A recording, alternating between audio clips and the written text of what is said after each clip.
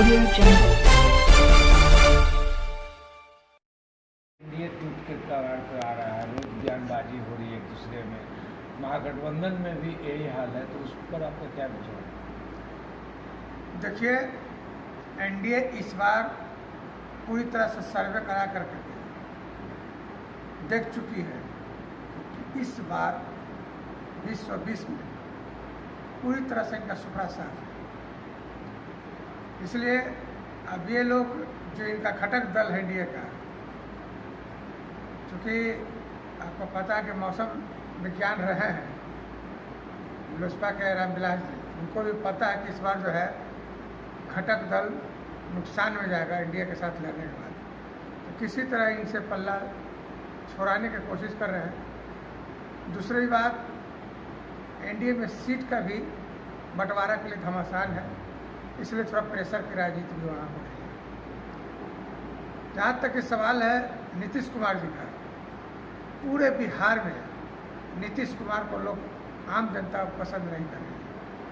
15 सालों में इन्होंने कोई काम नहीं किया। रोड पुल पुलिया ही सिर्फ विकास नहीं होता है। विकास का मतलब होता है लोगों की ज़रूरत का, जो रोज़मर्रा की ज़िंदगी में आती है वो ज़रूरत होती है। जैसे में रोटी, कपड़ा, मकान, शिक्षा, स्वास्थ्य, रोजगार। और जो बेरोजगारी का आलम है, लाखों मजदूर आए बिहार में पूरे देश से, लेकिन आज के तारीख में फिर से वो पलायन कर रहे हैं क्योंकि उन्हें यहाँ कोई काम नहीं मिला। एक भी जितना चीनी मिल था सब बंद हो गया, जितना इंडस्ट्री का खाना था सब बंद हो गया, रोजगार खत्म हो गया, शिक्षा का बदहाली हो गया, स्वास्थ्य का बदहाली हो गया, लूट खसोट, लॉ एंड ऑर्डर खत्म हो गया। रोज आए दिन देखिए अखबार में लूट, डकैती, चोरी, हत्या, बलात्कार, मैंने इस तरह से बिहार त्राहिमाम हो चुकी है यहाँ की जनता इस वर्तमान सरकार से कि वर्तमान सरकार को बदलने के परिवर्तन की कोशिश में पूरी जनता लगी हुई है। लेकिन महागठबंधन में अभी तो टूट गया। महागठबंधन में कल भी टूट नहीं थी, आज भी टूट नहीं है और कभी नहीं टूटूगी।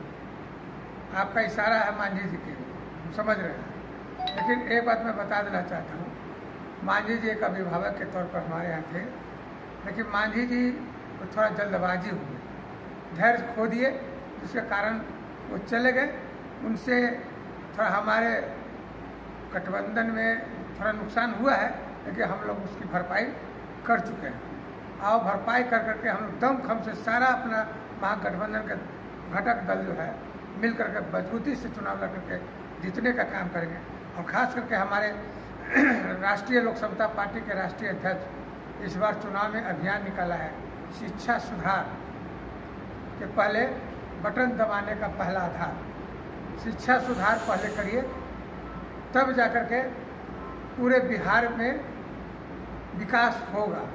ये जानबूझ करके शिक्षा को सुधारने के कोशिश में नहीं है, चाहते कि अगर शिक्षा हो जाएगी, लोग गरीब के बच्चे पढ़ लिख जाएंगे तो लोग समझने लगेंगे, और हम जो है जो टीना का चश्मा जनता के चेहरे आंखों पर लगा करके रखेंगे, घोटाला पर घोटाला करते आ रहे हैं, ये हम नहीं कर पाएंगे। इसलिए शिक्षा के प्रति जागरूकता खास करके वर्तमान सरकार को नहीं रही है।